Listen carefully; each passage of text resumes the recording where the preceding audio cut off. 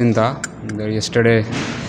कल हमारे बहुत महान आचार्य श्रील रूप गोस्वामी उनका तिरुभाव था, तो इसलिए हम ये भजन गाएंगे आज उसके कमेमोरेशन में।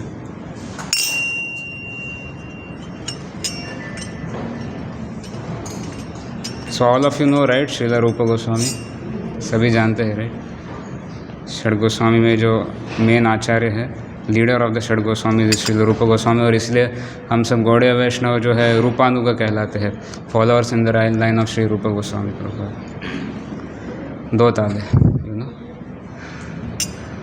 ठीक है, 3 नॉर्मल।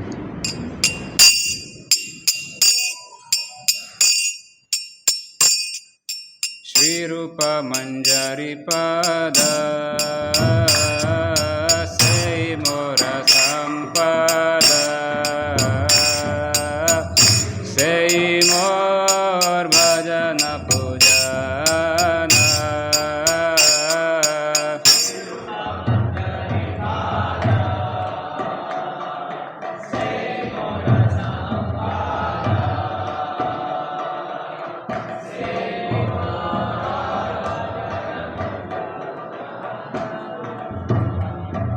श्री रूप मंजरी पद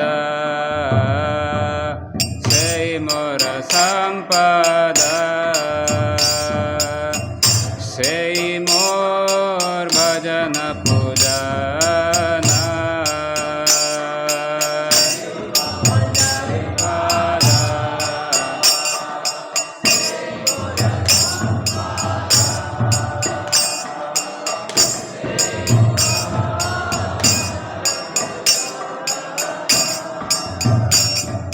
से मोर प्राणदान, से मोर आभरण, से मोर जीवनेर जीवन। से मोर प्राणदान, से मोर आभरण, से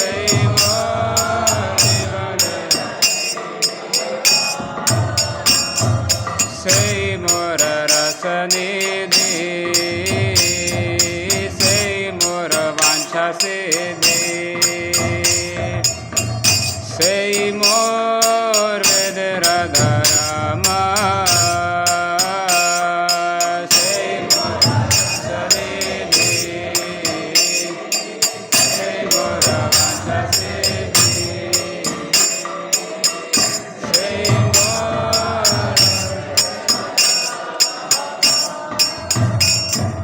से व्रत से तप, से मोर मंत्र जप, से मोर धर्म कर्म, से मोर तप, से मोर मंत्र जप, से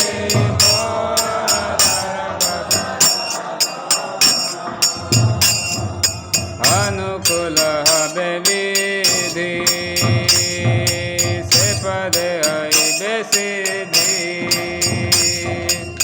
निराखिब हे दुई नयने। अनुकूल हबे विधि, से पद हइबे सिद्धि, निराखिब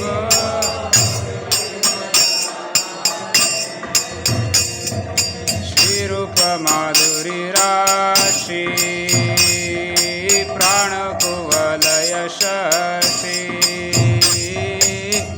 प्रफुल्लित बे निषिदिने। रूप माधुरी राशि,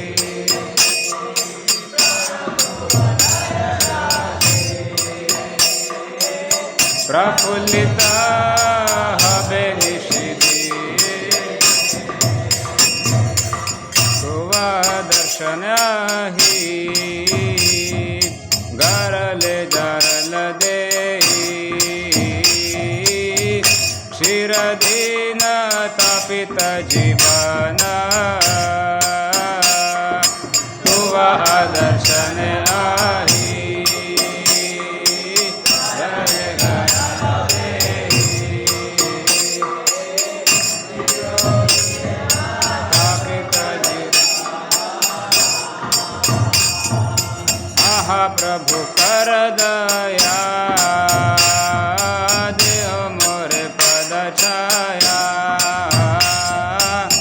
नरोत्तम लैल शरण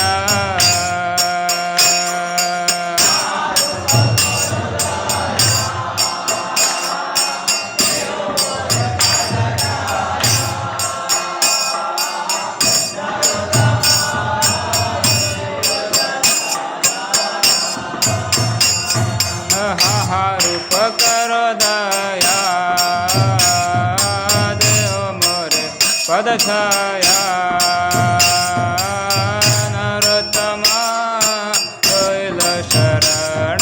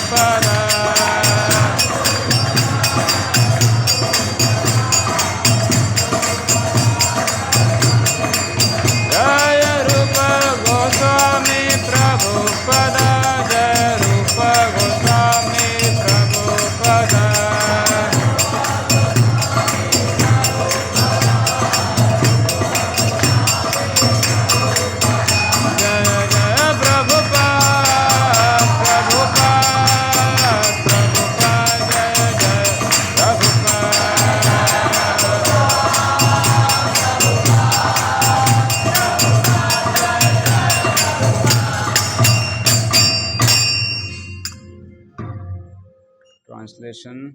श्री रूप मंजरी जो गौर लीला में श्री रूप गोस्वामी के रूप में प्रकट हुए हैं, इनके चरण कमल मेरी एकमात्र संपत्ति है। वही मेरा भजन और पूजन है, वही मेरे प्राणधन है, मेरे आभूषण तथा मेरे जीवन के जीवन स्वरूप है। वे चरण कमल ही मेरी रसनिधि है तथा मेरी समस्त इच्छाओं की सिद्धि है। मेरे लिए वेदों का धर्म वे ही है, वे ही मेरा व्रत तप मंत्र जप तथा धर्म कर्म है। उनके चरण कमलों की कृपा से मेरे कार्य भक्ति के अनुकूल बन पाएंगे। मैं आध्यात्मिक पूर्णता प्राप्त करूंगा और मैं अपने इन दो नेत्रों से वास्तव में देख पाऊंगा। दिन रात श्री रूप मंजरी के दिव्य चरण कमल मेरे कमल रूपी हृदय पर पूर्ण चंद्रमा के समान प्रकाशित होंगे और मेरी पीड़ित आत्मा को राहत प्रदान करेंगे और मेरा मन प्रफुल्लित हो जाएगा। हे रूप मंजरी, आपके विरह रूपी सर्प के विष ने मेरी आत्मा को जर्जर बना दिया है और अब मेरा जीवन पीड़ित और शापित है। हाय, कृपया मुझ पर अपनी कृपा कीजिए और अपने पद कमलों की छाया प्रदान कीजिए। नरोत्तम दास आपकी शरण लेता है। So it's the mood of our acharyas. Everything fully dedicated, surrendered to the instructions of Rupa Goswami and other Goswamis. ठीक है, अभी आज का श्लोक पर चर्चा करेंगे। श्रीमद् भागवतम 1.8.36 कुंती महारानी की प्रार्थना है।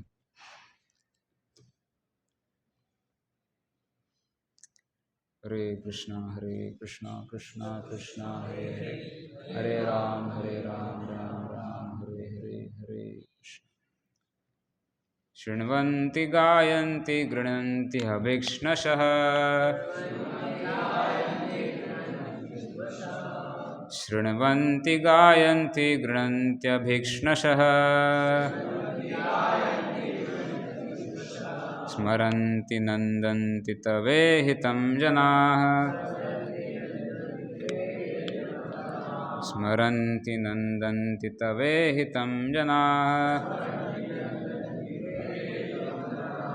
त एव पश्यन्त्यचिरेण तावकम्, त एव पश्यन्त्यचिरेण तावकम्, भवप्रवाहो परमं पदाम्बुजम्, भवप्रवाहो परमं पदाम्बुजम्, शृण्वन्ति गायन्ति गृह्णन्त्यभिष्णशः, स्मरन्ति नन्दन्ति तवेहितं जनाः, त एव पश्यन्त्यचिरेण तावकम्, भवप्रवाहो परमं पदाम्बुजम् शृण्वन्ति गायन्ति गृह्णन्त्यभीक्ष्णशः स्मरन्ति नन्दन्ति तवेहितं जनाः त एव पश्यन्त्यचिरेण तावकम् भवप्रवाहो परमं पदाम्बुजम्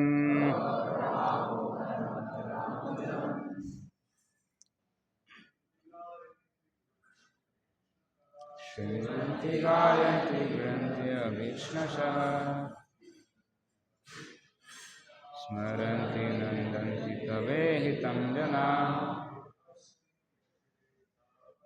त एव पश्यन्त्यचिरेण तावकम् भवप्रवाहो परमं पदाम्बुजम्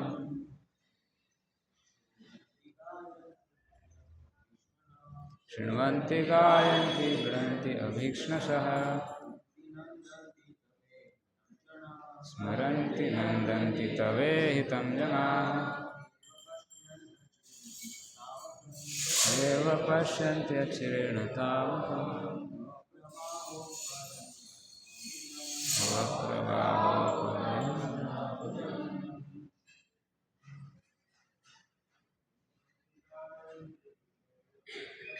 शृण्वन्ति गायन्ति गृह्णन्ति अभीक्ष्णशः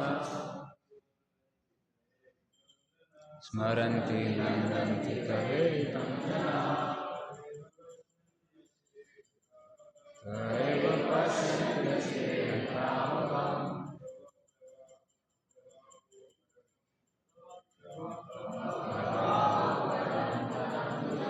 माता जी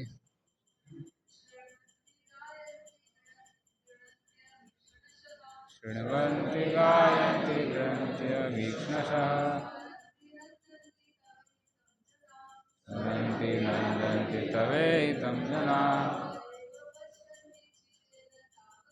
त एव पश्यन्त्यचिरेण तावकम्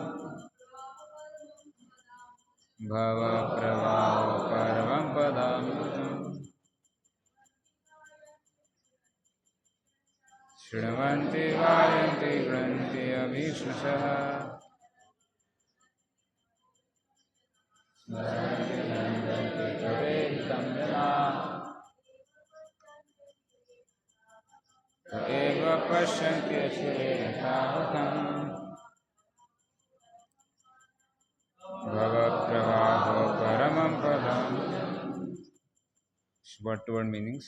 शृण्वन्ति सुनते हैं, गायन्ति कीर्तन करते हैं, गृह्णन्ति ग्रहण करते हैं, अभीक्ष्णशः निरंतर, स्मरन्ति स्मरण करते हैं, नंदन्ति हर्षित होते हैं, तब आपके इरहितम कार्यकलापों को जनाः लोग ते वे एव निश्चय ही पश्यन्ति देख सकते हैं, अचिरेण शीघ्र ही, तावकम आपका, भव प्रवाह पुनर्जन्म की धारा, उपरमम बंद होना रोकना, पदाम्बुजम चरण कमल। अनुवाद एवं तात्पर्य कृष्ण कृपामूर्ति अभय चरणारविंद भक्ति वेदांत स्वामी श्रील प्रभुपाद के द्वारा। श्रील प्रभुपाद की जय। अनुवाद। हे श्री कृष्ण, जो आपकी दिव्य लीलाओं का निरंतर श्रवण कीर्तन तथा स्मरण करते हैं या दूसरों को ऐसा करते देखकर हर्षित होते हैं, वे निश्चय ही आपके उन चरण कमलों का दर्शन करते हैं जो जन्म मृत्यु के पुनरागमन को रोकने का एकमात्र साधन है। तात्पर्य। परम भगवान श्री कृष्ण हमारी इस भौतिक दृष्टि से नहीं देखे जा सकते। उनका दर्शन पाने हेतु मनुष्य को श्री भगवान के स्वाभाविक प्रेम से युक्त भिन्न प्रकार की जीवन की अवस्था का विकास करके अपनी वर्तमान दृष्टि को बदलना होगा। जब भगवान श्री कृष्ण इस पृथ्वी पर स्वयं विद्यमान थे, तब सभी लोग उन्हें पूर्ण पुरुषोत्तम भगवान के रूप में नहीं देख सके।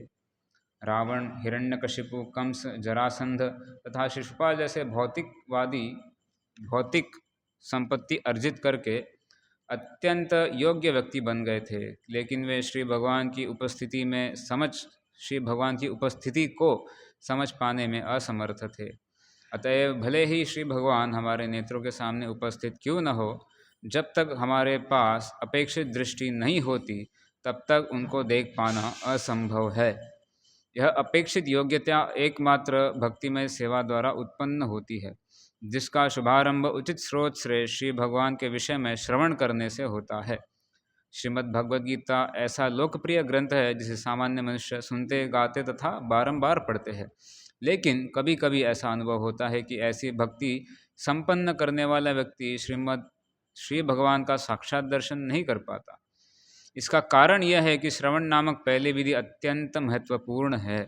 यदि श्रवण उचित स्रोत से किया जाए तो इसका प्रभाव तुरंत पड़ता है। सामान्यतया लोग अनधिकृत व्यक्तियों से श्रवण करते हैं।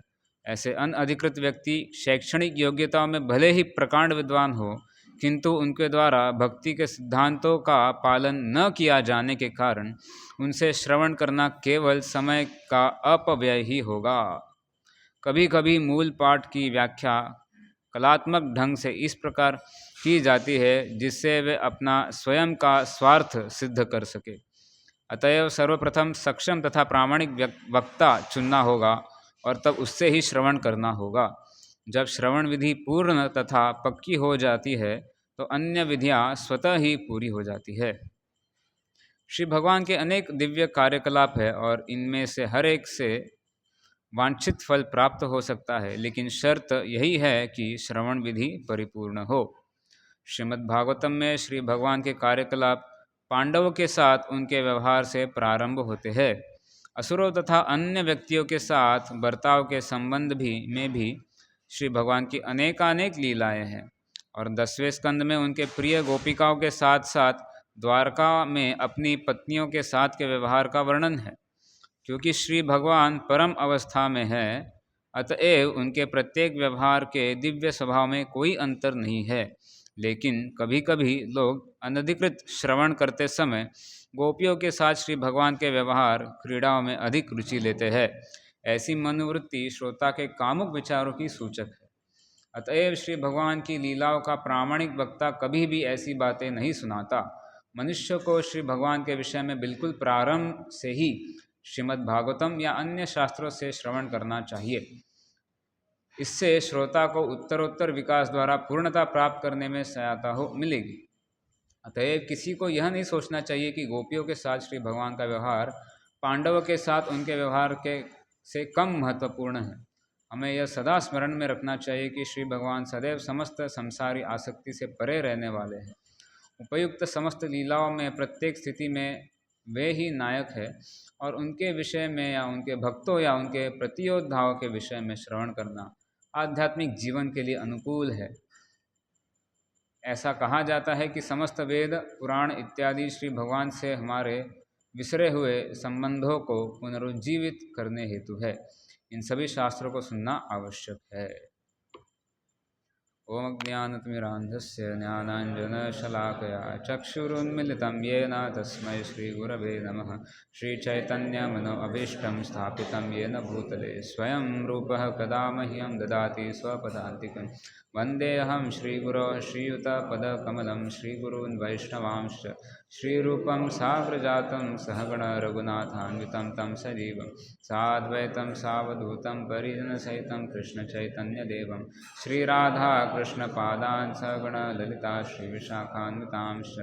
नमः ओं विष्णुपादाय कृष्णपृष्ठाय भूतले श्रीमते भक्तिवेदांत स्वामिनिति नाम्ने।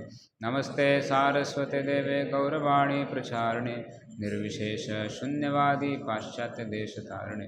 हे कृष्ण करुणा सिंधु दीनबंधु जगत्पते गोपेश गोपिकाकांत राधाकांत नमोस्तुते। तप्त कांचन गौरांगी राधे वृंदावनेश्वरी वृषभानुसुते देवी प्रणमामि हरिप्रिय। नमो महावदान्याय कृष्ण प्रेम प्रदायते कृष्णाय कृष्ण चैतन्य नाम्ने गौरत्रिषे नमः। वाञ्छाकल्पतरुभ्यश्च कृपा सिन्धुभ्य एव च पतितानां पावनेभ्यो वैष्णवेभ्यो नमो नमः। जय श्री कृष्ण चैतन्य प्रभु नित्यानंद, श्री अद्वैत गदाधर श्रीवासादि गौर भक्तवृंद। हरे कृष्ण कृष्ण कृष्ण हरे हरे, हरे राम राम राम हरे हरे।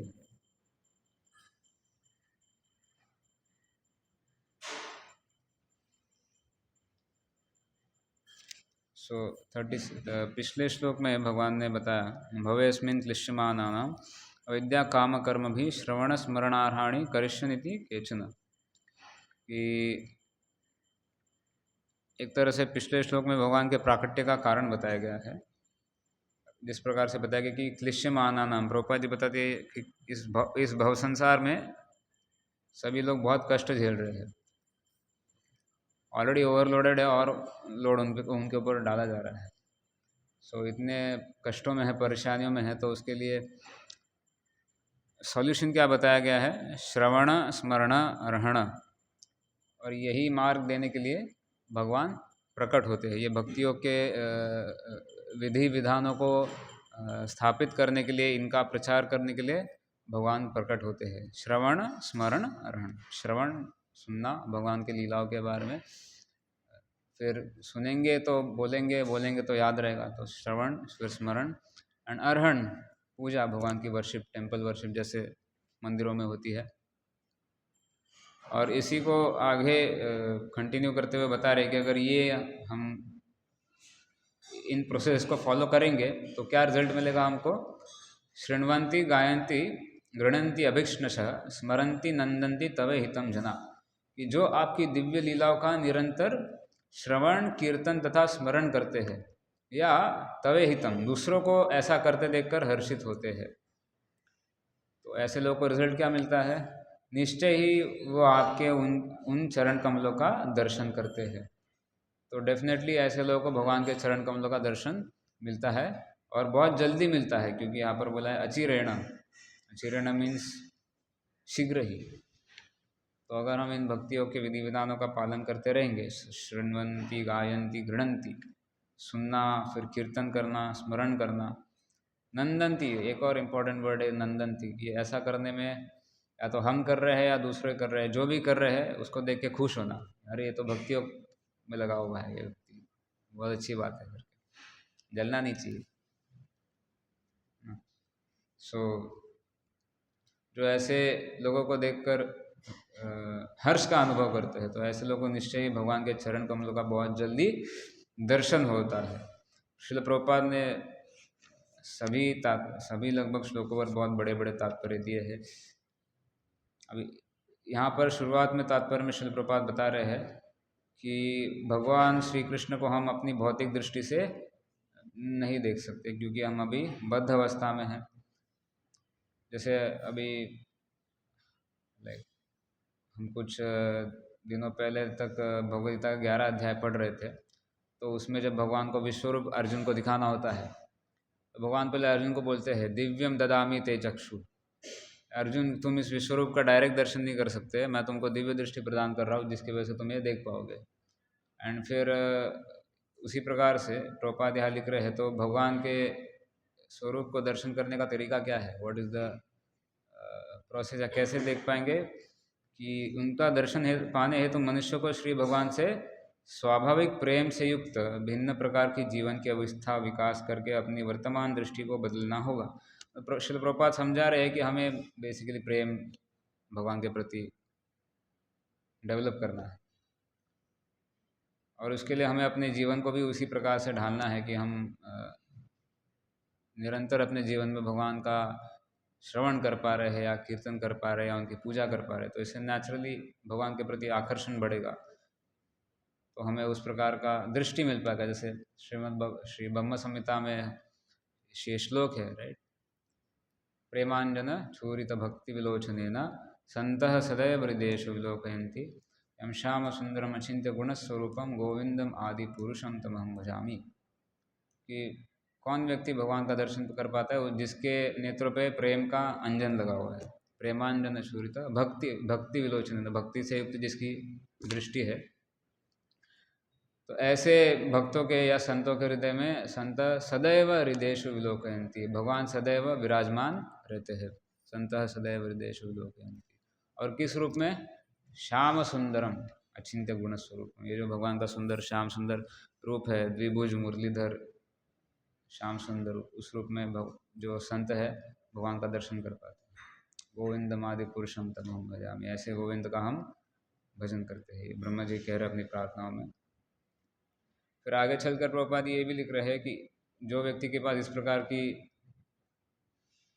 प्रेम युक्त दृष्टि है वही भगवान का दर्शन कर पाता है, साधारण लोग नहीं कर पाएंगे। उसका एग्जाम्पल दे रहे हैं, जैसे भगवान जब इस धराधाम पर थे अपने अवतार काल में, तो ऐसे बहुत सारे असुर थे जिन्होंने भी भगवान को दर्शन किया। राइट, प्रभुपाद जी बहुत लोगों का एग्जाम्पल दे रहे हैं। रावण, हिरण्यकशिपु, कंस, जरासन तथा शिशुपाल जैसे भौतिकवादी भौतिक संपत्ति अर्जित करके अत्यंत योग्य व्यक्ति बन गए थे। मतलब ये लोग बहुत पावरफुल थे एक्चुअली, उस दृष्टि से देखें तो मटेरियली बहुत पावरफुल थे। क्या नहीं था इनके पास? तीनों लोगों का साम्राज्य था लगभग, ऑलमोस्ट ऑल ऑफ देम, जिनके भी नाम लिए। रावण जब वो थे तो उनके बराबरी का कोई नहीं था। हिरण्यकशिपु, कंस, जरासंध, तो मटेरियली ये लोग बहुत पावरफुल थे। लेकिन फिर भी जब भगवान उनके सामने आए तो पहचान नहीं पाए। राइट, कि ये भगवान है। गीता में भगवान बोलते हैं राइट कि नाहम प्रकाश सर्वस्य योग माया समावृता मूढ़ो एम ना बीजानति लोको माम अजम अव्ययम। जो मूर्ख या जो नास्तिक है वो मुझे देख नहीं पाते। क्यों? क्योंकि उनकी दृष्टि माया से ढकी होती है, या उनके सामने उनकी आंखों पर किसका पर्दा रहता है? माया का। और भक्तों की आंखों में क्या रहता है? प्रेम रहता है। तो इसलिए वो भगवान को देख पाते हैं प्रेम और भक्ति के कारण। तो ऐसा होता है। तो आजकल जो लोग बोलते हैं ना कि कहाँ है भगवान, तुम दिखा सकते हो क्या भगवान? तुम्हारे सामने भगवान आ भी गया तो तुम पहचान पाओगे क्या? पहले ज़रूरी है कि हमें भक्तियों के विधि विधानों का पालन करके श्रवण कीर्तन, जैसे श्लोक में बताया गया है, शृण्वन्ति गायन्ति गृह्णन्ति अभीक्ष्णश स्मरन्ति नंदन्ति तवे हितम जना। कॉन्स्टेंटली अगर इन नवदा भक्ति के अंगों को हम पालन करें तो धीरे धीरे, जैसे हमारे आचार्यों ने बताया है, धीरे धीरे हमारे हृदय के जो मैल है वो दूर होगा। और एक एक करके हम आगे बढ़ते जाएंगे, श्रद्धा से लेके भक्ति को प्राप्त कर पाएंगे। फिर आगे श्रील प्रभुपाद बता रहे हैं कि ये अभी भगवान को दर्शन करने की ये जो दृष्टि है ये हम कैसे प्राप्त कर सकते हैं। तो उसके लिए एक ही तरीका बताया है श्रील प्रभुपाद ने। यह अपेक्षित योग्यता, यानी कि भगवान का दर्शन करने की योग्यता अगर प्राप्त करना है तो योग्यता कैसे प्राप्त हो सकती है? यह अपेक्षित योग्यता एकमात्र भक्तिमय सेवा द्वारा उत्पन्न होती है, जिसका शुभारंभ उचित स्रोत से श्री भगवान के विषय में श्रवण करने से होता है। एकमात्र भक्ति, only way to understand Krishna is your devotional service. Gita में भगवान ने ऐसे अनेक श्लोक बोले हैं, केवल भक्ति के द्वारा मुझे जाना जा सकता है, समझा जा सकता है। ऐसे भक्त्या त्वनन्या शक्य अहम एवं विधो अर्जुन ज्ञातुम त्रष्टुम च तत्वेन प्रवेष्टुम च परंतप। केवल अनन्य भक्ति के द्वारा ही मुझे समझा जा सकता है तत्वतः, इन रियलिटी, सही तरीके से। भगवान बोलते ना एकदम जन्म कर्म च में दिव्यम एवं व्यक्ति तत्वतः। तो तत्वतः कौन समझ सकता है भगवान को? वही जो शुद्ध भक्ति को पालन कर रहा है। फिर एक और जगह बोला भक्त्या माम अभिजानाति यावान यश्चास्मि तत्वतः ततो माम तत्वतो ज्ञात्वा विशते तदनंतरम। तो भगवान को समझने का, पूर्ण रूप से समझने का, भगवान को तीन रूप में साक्षात्कार होता है, ब्रह्म, परमात्मा, भगवान। तो अगर पूर्ण पुरुषोत्तम भगवान का साक्षात्कार करना है तो उसके लिए शास्त्रों में बताया गया है केवल भक्ति ही एकमात्र साधन है। और इसका शुरुआत कैसे करना है? श्रील प्रभुपाद बता रहे तात्पर्य में, श्रवण के द्वारा। First step. हम सब जुड़े, कैसे जुड़े? किसी न किसी ने तो हमको बताया और हमने सुना, है ना। तो shravan is the first step. And भी प्रभुपाद श्रवण के इंपॉर्टेंस पे बता रहे हैं। जितना श्रवण स्ट्रांग रहेगा उतना बाकी के प्रोसेस स्ट्रांग हो जाएंगे। अगर हम देखें, इसलिए स्टार्टिंग में ही श्रील प्रभुपाद हमको सावधान कर रहे हैं कि प्रभुपाद लिख रहे हैं कि कभी कभी ऐसा अनुभव होता है कि भक्ति संपन्न करने वाला व्यक्ति भी श्री भगवान का साक्षात दर्शन नहीं कर पाता है। मतलब जो भक्ति में, या सो कॉल्ड भक्ति बोलेंगे, जो सही तरीके से भक्ति नहीं कर पा रहे, तो उनको भगवान का दर्शन नहीं हो पाएगा। क्यों? क्योंकि उनका श्रवण ठीक नहीं है। श्रवण क्यों ठीक नहीं है? सही व्यक्ति से नहीं सुन रहे। श्री प्रभुपाद बताते हैं सही व्यक्ति से नहीं सुन पा रहे। जैसे सामान्यतः लोग अनधिकृत व्यक्तियों से श्रवण करते हैं, नॉन बोनाफाइड पर्सन्स। जैसे ऐसे व्यक्ति जो खुद या तो भक्ति के नियमों का पालन नहीं कर रहे हैं, या जो सिर्फ अपने शास्त्रों का पांडित्य प्रदर्शन करने के लिए प्रवचन वगैरह करते हैं, लेकिन उनको भगवान से कोई ज़्यादा लेना देना नहीं है। गीता में भगवान ने जो बताया है, गीता का असली मैसेज क्या है कि भगवान के शरण में जाना है, हमेशा भगवान का स्मरण करना है, उनका चिंतन करना है, उनकी पूजा करना है, उनका भक्त बनना है। मन मना भव मद भक्तो मद्याजी माम नमस्कुरु। अगले श्लोक में भगवान ने बोला सर्वधर्मान परित्यज्य माम एकम शरणम व्रज। So this is the last message of Bhagavad Gita. Gita का अंतिम उपदेश है ये। तो जो व्यक्ति इन उपदेशों पर स्ट्रेस नहीं करते हैं, लेकिन बस अपना मैं कितना स्कॉलर हूँ दिखाने के लिए प्रवचन करते हैं, भगवान की महिमा का गुणगान नहीं करते हैं, तो ऐसे व्यक्तियों से सुनना श्रील प्रभुपाद बता रहे कि ऐसे केवल समय का अपव्यय है, केवल समय का अपव्यय। इससे हमारी भक्ति में कोई प्रगति नहीं होने वाली। हमारे आचार्य भी बताते हैं कि अवैष्णवों के मुंह से कभी भी भगवान की कथा सुननी नहीं चाहिए। क्यों? क्योंकि उसके लिए बताते हैं कारण, अवैष्णव मुखोद्गीर्ण पूतम हरि कथामृतम श्रवणम नैव कर्तव्यम सर्पोच्छिष्ट पय यथा। कि जैसे भगवान की कथा तो अमृत है ना, तो क्या फर्क पड़ता है किसके भी मुंह से सुन लो, अमृत तो काम करेगा नहीं। अमृत में भी जैसे दूध होता है, दूध में अगर सांप वो अपना मुंह मार दे तो पीने लायक बचेगा नहीं, वो भी जहर हो जाएगा।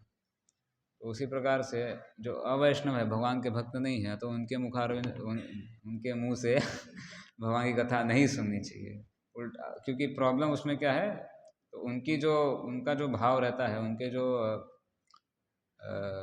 सेल्फिश मोटिव्स है वो हम में ट्रांसफ़र हो जाएंगे, तो हमारा भी जो चेतना है बिगड़ जाएगा। तो इसलिए प्रभुपाद जी बता रहे कि अतएव सर्वप्रथम सक्षम तथा प्रामाणिक वक्ता चुनना चाहिए और तब उससे ही श्रवण करना चाहिए। तो इसलिए आचार्य ने बताया भागवत सुनिया भागवत स्थानीय। भागवत पुराण किससे सुनना चाहिए? भक्त भागवत से सुनना चाहिए।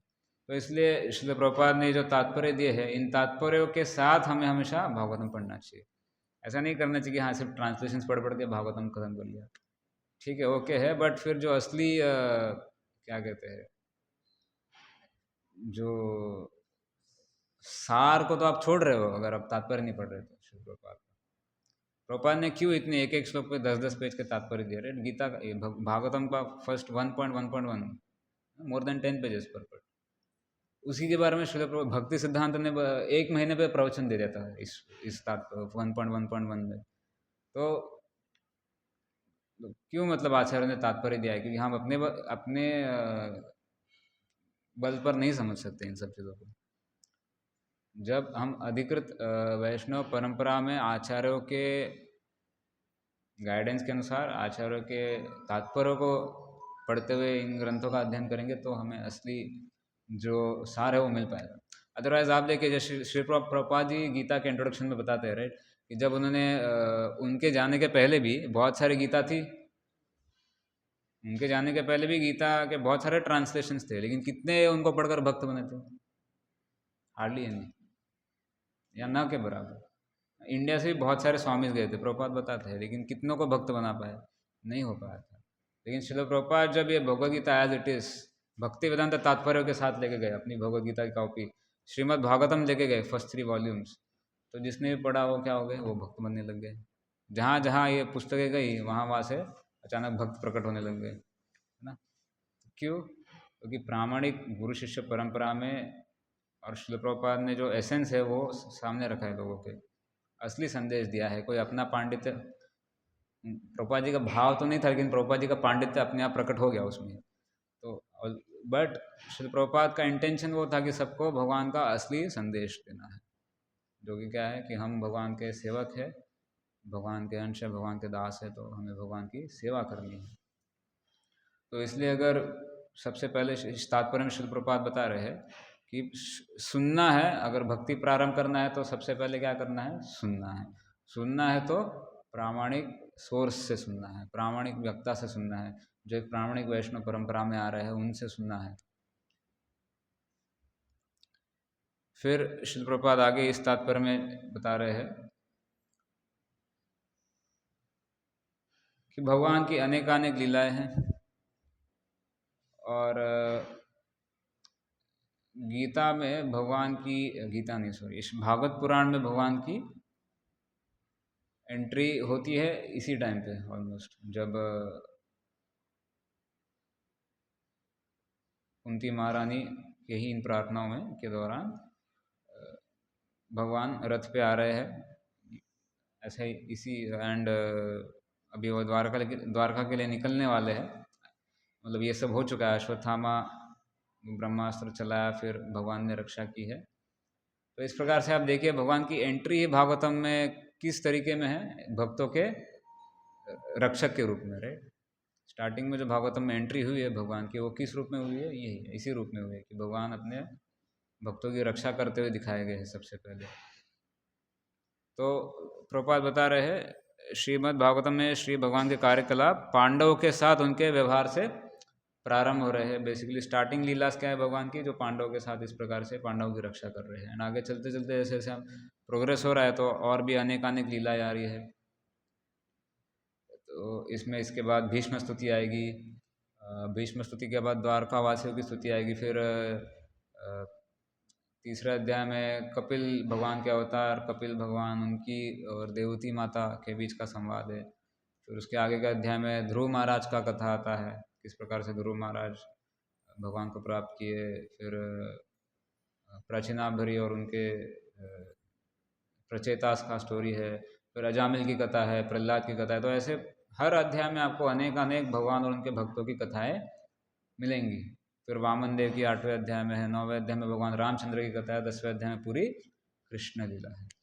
तो श्रील प्रभुपाद बता रहे हैं कि ऐसे नहीं है कि इन लीलाओं में ये लीला हाइयर है, उसमें या वो लीला हाइयर है, ऐसी कोई बात नहीं। भगवान की सारी लीलाएं दिव्य स्तर पर है, उसमें हमें ऐसा भेद नहीं करना चाहिए कि अरे नहीं हम तो सीधा 10वें अध्याय पे जम कर लेंगे, उसमें सब मेन चीज़ दिया है, कृष्ण लीला वहाँ पे चालू हो रही है। नहीं, श्री प्रभुपाद जी यहाँ पर ही उसको एक्चुअली सावधान कर रहे हैं कि 10वें स्कंद में भगवान और उनकी प्रिय गोपिकाओं के साथ साथ द्वारका के अपनी पत्नियों के साथ व्यवहार का वर्णन है। तो 10th कैंटो में विशेष रूप से डिटेल में बताया गया है कि जो भगवान की गोपियों के साथ लीलाएं हैं, और जब भगवान गृहस्थ आश्रम स्वीकार करते हैं तो किस प्रकार से वो अपने गृहस्थ आश्रम का पालन कर रहे हैं, अपने 16,108 रानियों के साथ व्यवहार कर रहे हैं।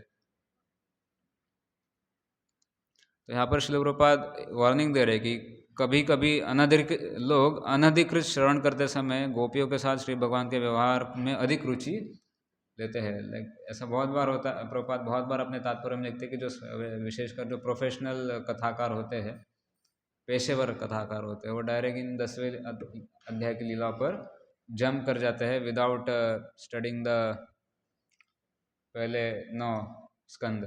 क्योंकि पहले 9 स्कंद व्यासदेव ने इसीलिए तो दिए है ना कि आप अपना पूरा अंडरस्टैंडिंग बनाओ कृष्ण कौन है। इनको बिना पढ़े अगर हम डायरेक्टली जंप कर जाएंगे 10वें अध्याय पर तो पूरा चांस है कि हम मिसअंडरस्टैंड करेंगे, लीलाओं से गलत अर्थ निकालेंगे। और हम देखते हैं समाज में ऐसा ही धारणा फैला हुआ है लोगों का भगवान के इन लीलाओं के प्रति। क्योंकि अध्ययन नहीं है शास्त्रों का कि कृष्ण कौन है। ठीक है, कोई साधारण व्यक्ति है क्या? नहीं। तो पहले क्या क्या किया है वो सब पहले 9 अध्याय में दिया है। क्यों कृष्ण कोई साधारण व्यक्ति नहीं, क्यों कृष्ण भगवान है, ये समझाने के लिए ही श्रील व्यासदेव ने पहले 9 स्कंद दिए हैं कि पहले प्रॉपर अंडरस्टैंडिंग बनाइए कि कौन कृष्ण है, किस प्रकार से वो पूर्ण पुरुषोत्तम भगवान है, क्या क्या अद्भुत लीलाएं उन्होंने की है। एंड 10वें स्कंद में भी आप देखते हैं कि बचपन से ही कृष्ण के अद्भुत अद्भुत लीलाओं का वर्णन है। हम जैसे हम कहाँ देखते हैं कि कोई जस्ट पैदा हुआ बच्चा किसी राक्षसी को मार दे, या वैसे एक अपना पैर हिलाकर असुर को, बहुत बड़ा 10 टन का कार्ट को उड़ा के उसके ऊपर असुर था उसको भी मार दे, असाधारण बात है। या अपने सबसे छोटी उंगली पे बड़े पर्वत को उठा ले। तो इन लीलाओं के पहले जो इन सब का वर्णन किया गया है, ये बात को सिद्ध करने के लिए कृष्ण कोई साधारण व्यक्ति नहीं है, साक्षात पूर्ण पुरुषोत्तम भगवान है। और भगवान है तो स्वराट है, इज इंडिपेंडेंट, वो कुछ भी कर सकते हैं क्योंकि सारी संपत्ति उनकी है।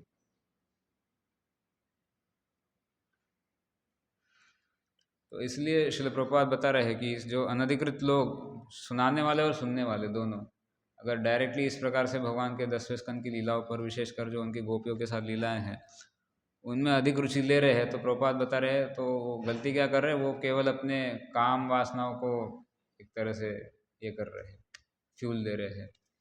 तो ये गलत है, इस प्रकार से सुनना नहीं चाहिए। तो अतएव श्री भगवान की लीलाओं को प्रामाणिक व्यक्ता कभी भी ऐसी बातें नहीं सुनाता। आप देखिए श्रील प्रभुपाद ने कभी डिस्कस नहीं किया है ये टॉपिक। भक्तों ने उनको रिक्वेस्ट किया, विशेषकर एक लीला है, मतलब एक किस्सा है प्रभुपाद जी के जीवन का। एक भारतीय ही एक कुछ भक्त थे, प्रभुपाद उनके घर पर गए थे, तो उन्होंने बहुत उनको रिक्वेस्ट किया कि श्रील प्रभुपाद हमें आप जो रास लीला है वो थोड़ा सुनाइए। प्रभुपाद बोले नहीं, मैं नहीं सुना सकता। तो वो लोग पुश कर रहे थे प्रभुपाद को, नहीं सुनाइए सुनाइए सुनाइए सुनाइए। श्री प्रभुपाद बोले मैं नहीं सुना सकता क्योंकि मेरा वो क्वालिफिकेशन ही नहीं है। श्री प्रभुपाद का क्वालिफिकेशन नहीं, ऐसी बात नहीं है, लेकिन वो लोग क्वालिफाइड नहीं है सुनने के लिए, इसलिए प्रभुपाद सुना नहीं रहे, ना ही हम क्वालिफाइड हैं। तो इसलिए प्रामाणिक व्यक्ति कभी भी डायरेक्टली भगवान के सीक्रेट लीलास पर जम नहीं करेंगे, वो स्टेप बाय स्टेप जाएंगे।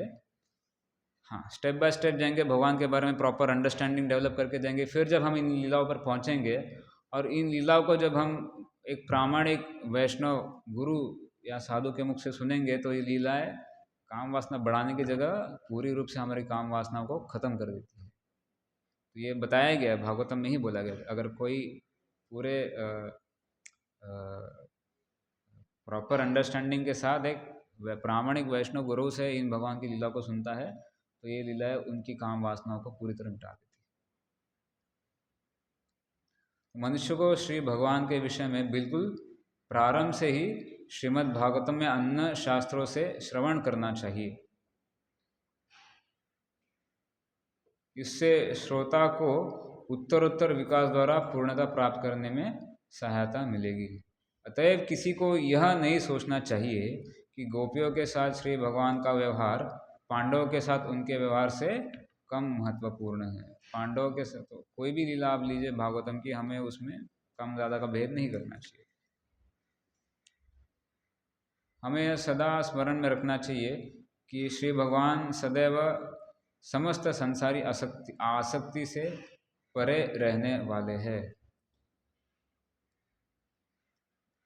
उपर्युक्त समस्त लीलाओं में प्रत्येक स्थिति में वे ही नायक है और उनके विषय में, उनके भक्तों या उनके प्रतियोद्धाओं के विषय में श्रवण करना आध्यात्मिक जीवन के लिए अनुकूल है। तो श्री प्रभुपाद बता रहे भगवान के विषय में, भगवान के भक्तों के विषय में या भगवान के जो प्रतिद्वंदी है उनके विषय में भी सुनना हमारे लिए बेनिफिशियल ही है। जैसे 10वें स्कंद के स्टार्टिंग में लगभग हम देखते हैं, पहले पूतना आ गई, फिर वो शक्टासुर आ गया, तृणावर्त आ गया, तो एक एक करके बस भगवान पे एक एक करके प्रतिद्वंदी आ रहे हैं उनसे युद्ध करने के लिए। लेकिन ऐसा मतलब देखा जाए तो नॉर्मल फाइटिंग का डिस्क्रिप्शन है, लेकिन साधारण फाइटिंग नहीं है क्योंकि कृष्ण इन्वॉल्व है। और भगवान के बारे में सुनेंगे तो हमारा शुद्धिकरण होगा। और श्रील प्रभुपाद ये भी बता रहे हैं कि श्रीमद् भागवतम या अन्य शास्त्रों से श्रवण करना चाहिए।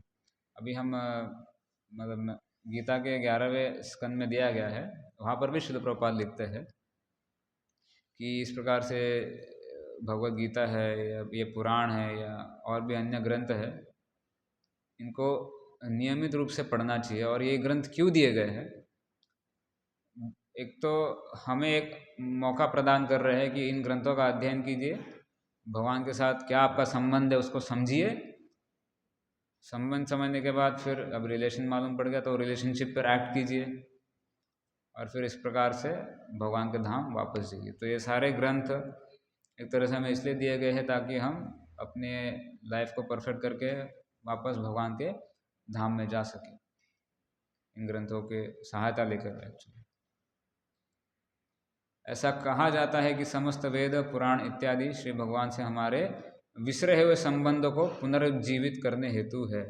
इन सभी शास्त्रों को सुनना आवश्यक है।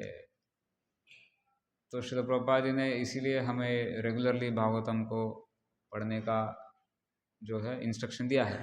नित्यम भागवत से शृण्वताम स्वकथा कृष्ण पुण्य श्रवण कीर्तन हृदयंतस्थो ही अभद्राणि विदुनोति सुहृत सताम नष्ट प्रायशो अभद्रेशु नित्यम भागवत सेवया भगवती उत्तम श्लोके भक्तिर्भवती नैष्ठिकी। शृण्वताम स्वकथा कृष्ण, भगवान की कथा सुनना ये पुण्य है। दिस इज पुण्य श्रवण कीर्तन है। ये कोई हम साधारण व्यक्ति के बारे में नहीं सुन रहे, भगवान के बारे में सुने, तो इसलिए ये सब हमारे पुण्य को बढ़ाने वाला है। उसमें भी भक्ति का वर्धन करने वाला पुण्य श्रवण कीर्तन। हृदयंतस्थ ही अभद्राणी, हृदय में जितना भी कचरा है वो साफ हो जाएगा नियमित सुनने से। कैसे साफ होगा? विदुनोति सुहृद सताम, कौन साफ करता है? इस श्लोक के अनुसार भगवान खुद उस भक्त के हृदय में जाकर उसका कचरा साफ करते हैं, उसके जो भी इम्प्योरिटीज है उसको खत्म करते हैं। विदुनोति सुहृद सताम, सुहृद सताम ये भगवान का नाम है। सताम यानी कि भक्त और सुहृद यानी कि वेल विशर, जो भक्तों के टॉप मोस्ट वेल विशर है। तो सुहृद सताम ये भगवान कृष्ण है। तो भगवान खुद अपने भक्तों का जो हृदय की अशुद्धियों को दूर करते हैं। और फिर इसलिए नष्ट प्रायशो भद्रेशु नित्यम भागवत सेवया, भागवत का नियमित रूप से सुनेंगे तो भगवान हृदय में हमारे जल्दी ही विराजमान होंगे और सारे इम्प्योरिटीज को रिमूव करेंगे। नष्ट प्रायशो भद्रेशु नित्यम भागवत सेवा। और फिर क्या होगा? भगवती उत्तम श्लोक है। उत्तम श्लोक भगवान जो है, ये उत्तम श्लोक भी भगवान का नाम है। क्यों? क्योंकि भगवान को उत्तम टॉप मोस्ट क्वालिटी के श्लोका से उनको गुणगान किया जाता है। उत्तम श्लोक भगवती उत्तम श्लोके भक्तिर्भवती नैष्ठिकी। नित्यम भागवत, नियमित रूप से भागवतम का श्रवण करेंगे तो भगवान के चरणों में हमारी नैष्ठिकी भक्ति प्राप्त होगी। नैष्ठिकी भक्ति मतलब अभी आप इस स्टेज पे पहुंच चुके हो कि आपको भक्ति से कोई डगमगा नहीं सकता, कोई गिरा नहीं सकता। अन्यथा अगर निष्ठा नहीं है, हमारा फेथ स्ट्रांग नहीं है, तो दो चार लोग आके कुछ 4-5 बातें बोल जाए तो हम हो सकता है भक्ति करना छोड़ दें। ऐसा होता है, शुरुआती के दौर पे बहुत होता है। जैसे कभी कभी आते हैं हमारे स्टूडेंट्स, थोड़ा उनका अगर चैंटिंग या गीता का अध्ययन कम रहेगा या भक्तों के साथ उनका ज़्यादा अच्छा रिलेशन नहीं रहेगा, तो घर वाले या आसपास के लोग कुछ 2-4 बातें बोल देते हैं और आना बंद कर देते हैं। लेकिन जब आप निष्ठा के स्तर पे आते हो तो अभी आप भक्ति करना कभी नहीं छोड़ोगे। तो इसलिए जो हमारे आचार्य है, जैसे रूप गोस्वामी और इन्होंने सनातन गोस्वामी, इन्होंने ग्रंथों में ये भक्ति के स्तर बताए हैं, श्रद्धा से लेके प्रेम तक। आदो श्रद्धा, थोड़ा सा फेथ रहता है कि अरे ये भक्त अच्छा काम कर रहे हैं, बहुत सुंदर भगवान की सेवा करते हैं या बहुत अच्छा कीर्तन कर रहे हैं।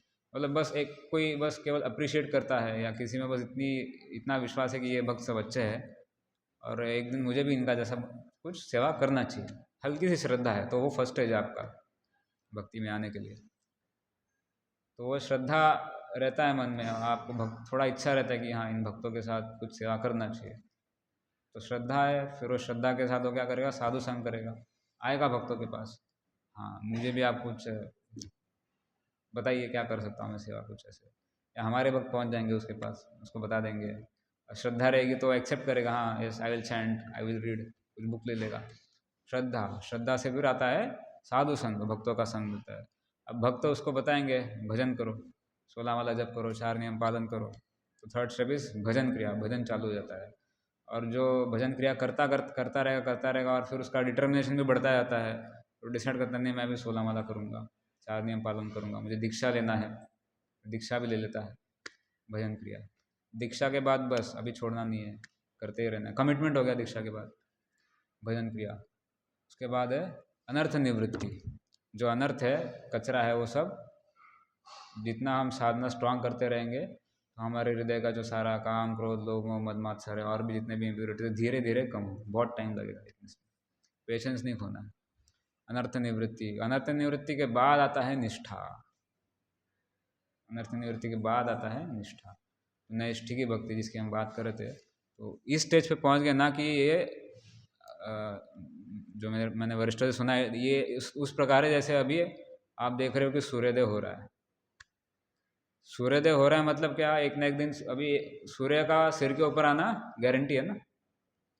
सूर्योदय होने लग गया मतलब सूर्य पूरा ऊपर तक आएगा, गारंटी। मतलब आप भगवान को प्राप्त करना भी आपको गारंटी हो चुका है, मतलब ऑलमोस्ट गारंटी हो गया है। कभी ना कभी तो मिल ही जाएंगे भगवान, अभी इतना गारंटी है। उसके पहले थोड़ा रिस्क है, छूटेगा वापस आएगा, छूटेगा वापस आएगा, हो सकता है। लेकिन एक बार निष्ठा आ गया तो बस निष्ठा निष्ठा। फिर रुचि, रुचि मतलब अभी टेस्ट आ गया, सिक्स्थ स्टेप इज रुचि। अभी अब जैसे अभी हमको ये ज़बरदस्ती करना पड़ता है ना, हरे कृष्ण हरे कृष्ण कृष्ण, तो अभी वैसा ज़बरदस्ती नहीं, अपने आप अट्रैक्शन आ जाएगा। रुचि, रुचि के बाद आसक्ति, आसक्ति अटैचमेंट। अभी बिना किए आपको मतलब बहुत अनकंफर्टेबल लगेगा। भगवान के अगर स्मरण नहीं कर रहे, भगवान की चर्चा नहीं कर रहे, या भगवान की भक्ति नहीं कर पा रहे, तो आपको बहुत अनकंफर्टेबल फील होगा, आसक्ति। बहुत अटैचमेंट आएगा भगवान की सेवा में, आसक्ति नेचुरल। श्रद्धा, साधु संग, भजन क्रिया, अनर्थ निवृत्ति, निष्ठा, रुचि, आसक्ति, देन भाव। भाव मतलब इट्स लाइक हो गया अब 99%, अभी आप उस शुद्ध भक्ति के स्तर पे हो। एंड प्रेम मतलब हो गया 100%। भगवान को प्रेम मतलब भगवान आपके कंट्रोल में आ गया बस। तो इस स्तर पे ये सारे शुद्ध भक्त है जो भागवतम में जिनका भी वर्णन है, पांडव हो गए, या भगवान के द्वारका के, वृंदावन के व्रजवासी है, तो ये सब प्रेम के स्तर पर है, क्योंकि भगवान इनके कंट्रोल में है ना। अर्जुन क्या कर रहा है, कृष्ण को ऑर्डर दे रहा है ना, दोनों सेनाओं के बीच में मेरा रथ जाके खड़ा करो। भगवान बोल रहे यस सर। क्यों? क्योंकि कंट्रोल किया गया पूरा अर्जुन के, जो अर्जुन इज इन द साख्य इसमें है ना, तो भगवान कंट्रोल में आ चुके हैं अर्जुन के भक्ति और अर्जुन के प्रेम से। तो इसलिए that is the top most stage of भक्ति।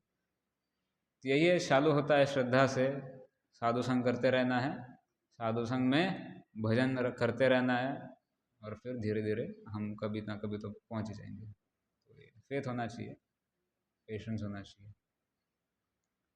हरे कृष्ण। कोई किसी का प्रश्न है तो हम ले सकते हैं, अदरवाइज कुछ कमेंट्स होंगे। यस प्रभु।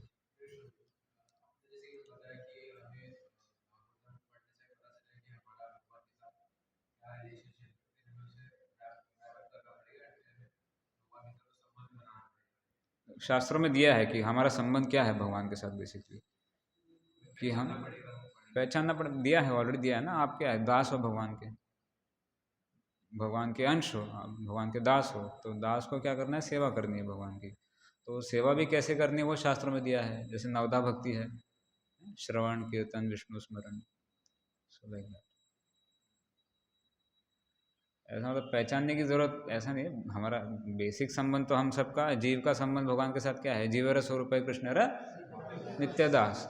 गीता में भगवान बोले हैं, ममे वांश जीवलोके जीवभूत सनातन, जीव मेरा सनातन अंश है। सनातन अंश है तो प्रभुपाद जी उसके कमेंट्री में लिखते हैं, भगवान जीव भगवान का सनातन सेवक है। तो सेवा करनी है। सेवा कैसे करनी है, भक्ति, भक्ति के जो नवदा भक्ति के प्रोसेस है, और फिर जो आचार्य ने हमको इंस्ट्रक्शन दिया अपने अपने ग्रंथों में, तो श्रील प्रभुपाद के तो 4 मेन इंस्ट्रक्शन है ही, 4 रेगुलेटरी प्रिंसिपल्स है, एंड चैंट 16 राउंड्स है, और बाकी ग्रंथों का अध्ययन कीजिए, भक्तों का संग में रहिए, नियमित रूप से मंदिर में सेवा कीजिए। तो इन इंस्ट्रक्शन को फॉलो करना है, तो ये सेवा करते रहेंगे। फिर जो संबंध प्रकट होगा, दैट इज जो 5 रसास होते हैं, शांत, दास्य, वात्सल्य, माधुर्य, फिर वो एंड में प्रकट होगा जब हम ये प्रेम के स्तर पे आ जाएंगे। सो दैट हमारा स्वरूप, उसको स्वरूप बोलते हैं। वो तो तभी प्रकट होगा जब हम करते करते ये प्रेम के स्टेज पे आएंगे। I hope that is. और कोई प्रश्न? यस मुकुल। हाँ,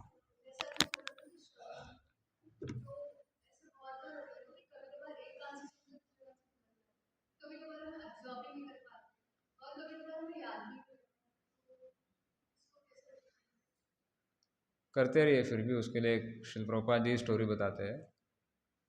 एक गुरु था, एक शिष्य था उसका। गुरु ने शिष्य को एक टास्क दिया कि एक कटोरी थी जो पूरा, एक्चुअली उसको पूरा कोयला लगा हुआ था और पूरा काला पड़ गया था। उसमें थोड़े होल्स भी थे, बहुत सारे, थोड़े नहीं बहुत सारे होल्स थे। तो वो कटोरी दी, गुरु ने शिष्य को बोला ये नदी है, ये नदी से इस कटोरी में पानी लो और वो घड़ा भरो। सैंड में घड़ा था। तो शिष्य जाता है, वो कटोरी पूरा काला था, कोयले से, कोयला का लगता है, कोयला निकालने के लिए उसको यूज़ किया था शायद, तो पूरा काला था, उसमें होल भी बहुत थे। तो शिष्य जा रहे, गुरु ने बोला अभी आज्ञा तो पालन करना है गुरु का। वो जाता है, पानी नदी में डुबाता है, उसको लेके आता है, लेकिन जब तक पहुँचता है तब तक पूरा पानी बह गया। ऐसे करते रहता है, वो करते रहता है। अभी गुरु ने आज्ञा तो दी है तो करना तो पड़े, तो करते रहता है, करते रहता है, करते रहता है। फाइनली थोड़ा फिर वो देख लेता है कि ये तो मेरा पूरा अनसक्सेसफुल हो रहा है, तो जाता है गुरु के पास, बोल मैं तो नहीं कर पा रहा हूँ, क्या करूँ, मुझे तो लग रहा है पूरा वेस्ट हो गया जो भी मैंने किया, मतलब इतना टाइम एनर्जी दिया और आपका इंस्ट्रक्शन, और मतलब आपने भी ऐसा अजीब सा इंस्ट्रक्शन दे दिया और मैंने भी अपना टाइम वेस्ट किया, ऐसा लग रहा है मुझे। तो गुरु ने बोला नहीं, तुमने अपना टाइम वेस्ट नहीं किया है। अभी वो कटोरी देखो, कटोरी को क्या हो गया है, वो देखा तो कटोरी पूरा चमक रहा था, क्योंकि पानी में बार बार डुबा डुबा के क्या, वो पूरा कोयले का जो लेयर था वो निकल गया। मतलब क्या, ये करते रहेंगे, भले ही कुछ समझ में आए ना आए, लेकिन हमारा हृदय शुद्ध हो रहा है। और जब शुद्ध हृदय हो जाएगा तो धीरे धीरे ज्ञान समझ में आएगा। और फिर तो एंड अभी जैसे कुछ भक्तों का ऐसा एग्जाम्पल भी है कि वो लोग पढ़ लेते हैं गीता, बाद में भूल जाएंगे, लेकिन वाकई में कभी कभी जब ज़रूरत रहता है तो अचानक से याद आ जाता है उसको। ऐसे बहुत सारे भक्तों का अनुभव है, मुझे भी कभी कभी अनुभव हो जाता है। तो पढ़ने के तुरंत बाद एक दो दिन में भूल जाते हैं, लेकिन वापस जब कभी किसी के साथ चर्चा करते हुए अचानक से श्लोक याद आ जाता है, अरे तो पढ़ा था, हाँ ऐसा ऐसा है। तो ऐसा नहीं है कि हाँ, शायद हमें लग रहा होगा कि हाँ एक कान से सुन रहे, एक कान, लेकिन प्रयास हमें पूरा करना चाहिए अच्छे से प्रभुपाद के ग्रंथों का अध्ययन करने के लिए, और नियमित रूप से करने के लिए, वो इम्पोर्टेंट है, नियमित रूप से करने के लिए। एंड फिर भगवान की कृपा से, आचार्य की कृपा से वो ज्ञान प्रकाशित भी होता है।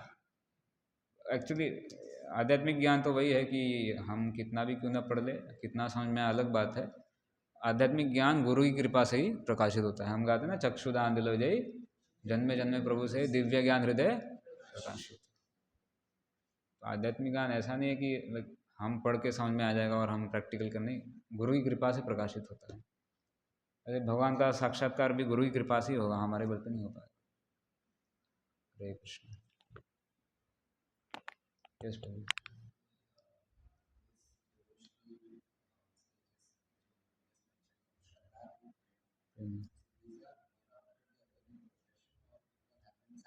नहीं नहीं, प्रोग्रेशन है।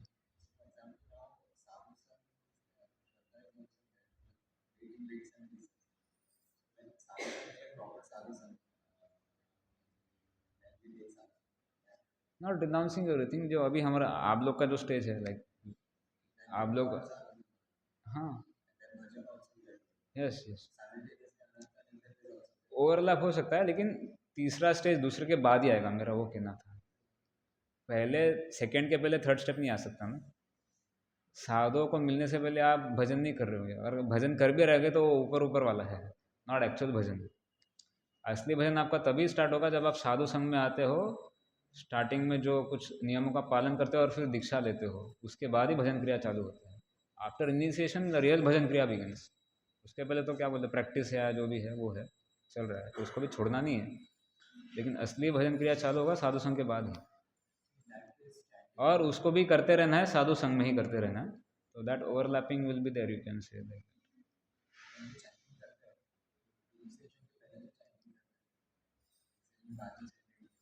That is also bhajan kriya only, क्योंकि आप किसी शिक्षा गुरु से अभी कनेक्ट में आके वो चालू हो गया ना।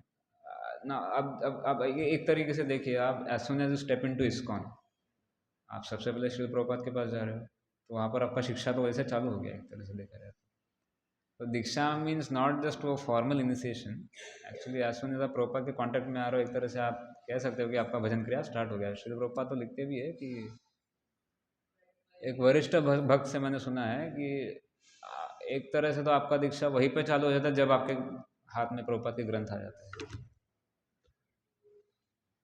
So it's a very inspiring thing actually. Disappoint नहीं होना चाहिए कि मेरा दीक्षा नहीं हो गया और अभी बहुत सारे वरिष्ठ प्रभुपाद के डिसाइबल छोड़ के जा रहे हैं, तो डोंट वरी, श्री प्रभुपाद को पकड़ के रखिए, आगे का रास्ता अपने आप बनता जाएगा, और ग्रंथों को पकड़ के रखना है। Any other question? यस प्रभु।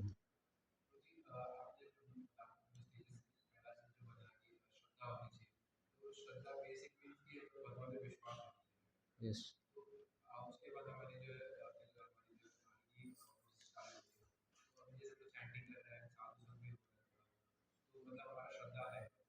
हम्म।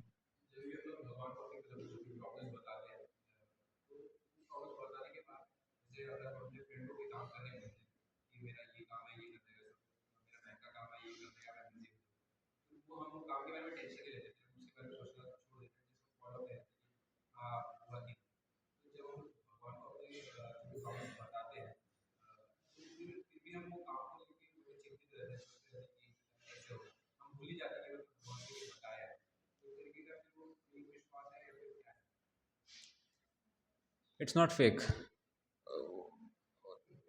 वीक बोल सकते हैं, वीक फेथ बोल सकते हैं ना। Of course first of all definitely भगवान को प्रॉब्लम्स बता सकते हैं, कोई गैर नहीं उस बात में। एंड उसके बाद हमारा ये धारणा होना चाहिए कि ठीक है भगवान को बता दिया मैंने, अभी let him do what ever he wishes, मेरे लिए जो सही रहेगा वो भगवान कर देंगे।